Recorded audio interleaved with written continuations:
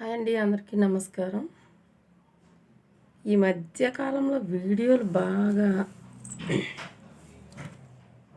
యేసుక్రీస్తు గురించి మీరు ఇంత సోషల్ మీడియాలో పెట్టి ఏం వైరల్ చేద్దాం అనుకుంటున్నారు మీరు? అసలు నాకు అర్థం కాదు.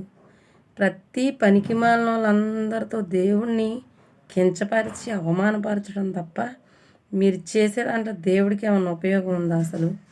అసలు ఒక్కళ్ళ మతం గురించి మనకెందుకు? ఎవరికి ఇష్టం వచ్చిన దేవుళ్ళని వాళ్ళు కొలుసుకుంటారు. అర్థమైందా? ఎవ్వరు కూడా మతం మారండి అని ఎవ్వరికి చెప్పొద్దు. ఎవ్వరి చేత అడ్డమైన మాటలు పడొద్దు.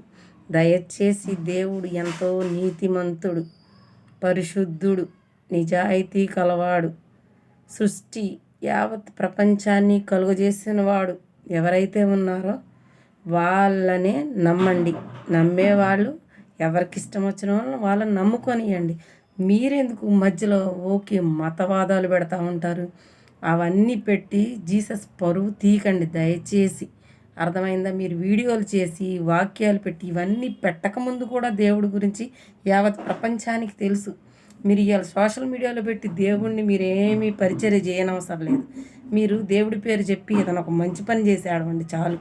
అర్థమైందా? అంతేగాని యేసుక్రీస్తు పరువు తీసేయకండి. బైబిల్లో ఉన్న నీతిని చూడరు వాళ్ళు ఎవ్వరూ కూడా. అనవసరమైనవన్నీ ఒక పాయింట్ మాత్రమే తీస్తారు, మొత్తాన్ని చదవరు. అలాంటప్పుడు మీరు వాదనలు పెట్టడం అవసరమా? వాళ్ళందరికీ సంజాషీలు చెప్పడం అవసరమా? దేవుణ్ణి తిట్టించడం అవసరం? ఎవడెవడు ఎలా తిడుతున్నాడో చూసారా? అసలు మీరు కామెంట్లు చదువుతున్నారా? ఎంత దారుణంగా యేసుక్రీస్తుని తిడుతున్నారు. ఇదంతా ఎవరి వల్ల? మీ వల్ల.